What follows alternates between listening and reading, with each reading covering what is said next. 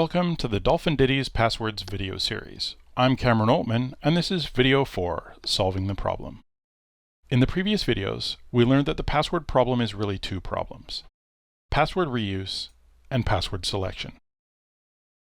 We also learned that to solve this problem, we need to use different passwords everywhere and use strong passwords everywhere, but remembering so many passwords just isn't practical, and selecting good passwords, never mind remembering them, is hard all on its own. So what do we need to do? We need to get help creating our passwords and remembering them. And we need to only remember the ones we absolutely have to. So what do we really need? We need a password manager. A password manager is a piece of software that helps us manage our passwords. It'll generate and store passwords for us. It'll also fill forms. It'll let us share login info with others. We can run it on our computer, phone, or in the cloud. And it generally takes the hassle out of password management. But most importantly, it does all these things securely. And because of this, a password manager can help us more easily choose good passwords and easily use a different password everywhere, and avoid the burdens normally associated with remembering all of our passwords. So how do we start? First, we choose a password manager. Then we create an account if our password manager requires it. Not all of them do.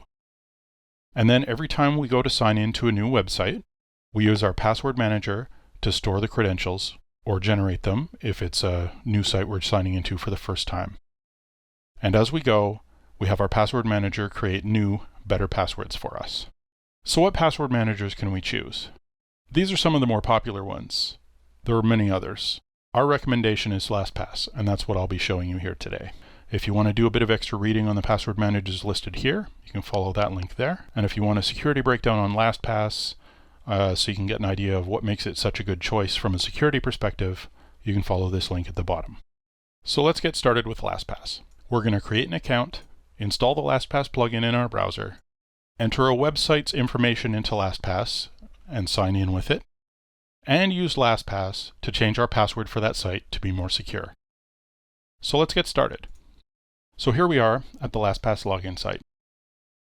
Now, the problem with choosing a password for our password manager is we can't use the password manager to keep it or generate it. So it has to be something we can remember. We're going to use this password generator for it. If you remember from the previous videos, this sort of thing is somewhat secure, and it'll be good enough for now. We can look at how to improve this later. So what I'm going to do is use that basic password and just add a couple of punctuation marks to give it a little extra strength, but it'll still be something I can remember. So that's our initial password. It's very pleased with that. Oh, that's not our reminder. And we agree and understand that our encrypted data, note encrypted, the information that we save in LastPass will never get sent to LastPass themselves. There's more details in that link from the previous slide. So we create our account. Now, there's a warning here that this password is very important. If we ever forget it, all of our data is lost. We've got our data handily saved here. This is not what you would normally do. You would put it in a secure place, safety deposit box, something like that. So there we are. LastPass account is created. And now we're going to install the plugin. And there we are. LastPass is installed. And here we have this new icon.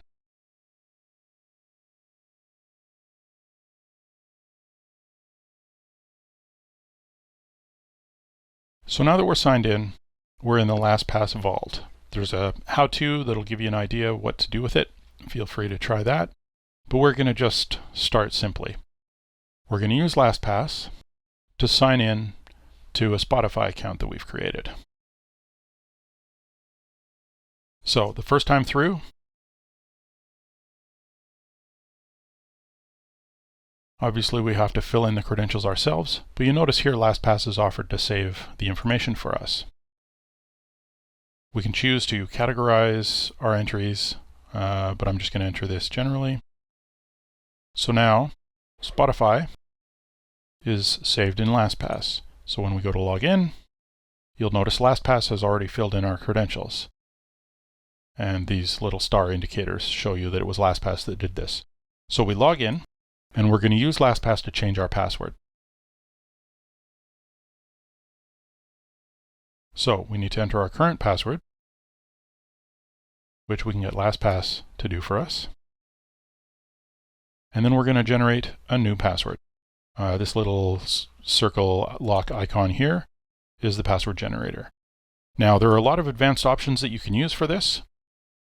Typically speaking, you'll want as many special options as a website will take. Some sites won't let you use special characters or anything like that, so you may have to change these options for some sites. And I'm going to use a password length of 20 for this and use special characters. So generate a new password. I sure don't want to have to type that one in, but it looks good, and let's use it. As you see, we got a notification saying that this password's been saved in our vault, and we're being offered to use this password now for this site. We're going to say yes. It's been smart enough to fill it in both fields, set new password, and our password is now updated. If we log out of our account and back in, LastPass has filled in the new password, and there we go. So that didn't take very long at all, and we've significantly improved the security of the one website we've got in there. And as you can see in the LastPass vault, there's the Spotify account that we had. We have the ability to edit it, look at our password, and do all kinds of other stuff. So what have we learned? We've learned that password managers can keep us safer by helping us choose better passwords, use different passwords everywhere, and never forget a password again. Almost. All while making our online lives easier. Thanks for watching. Tune in next time when we look at what to do with those other passwords.